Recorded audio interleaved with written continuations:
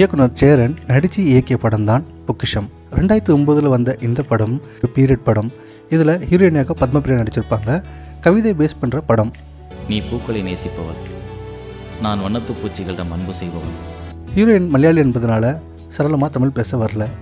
அதனால் இயக்குனர் சேரன் பத்மபிரியாவுக்கு செட் ஆகிற மாதிரி ஒரு வாய்ஸும் கொஞ்சம் தமிழ் பேசக்கூடிய ஒரு வாய்ஸும் தேடிட்டு இருந்தார். அப்போ தான் அவருக்கு நடிகை மீனா வாய்ஸ் ஞாபகம் வந்திருக்கு.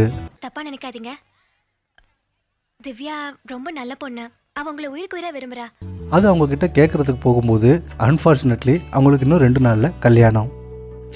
சேரன் படங்கள் மீது உள்ள மரியாதை இந்த படத்தில் ஹீரோயினுக்குள்ள முக்கியத்துவத்தை உணர்ந்து முழு படத்தை ஒரே நாளில் டப்பிங் முடிச்சுட்டு போயிருக்காங்க.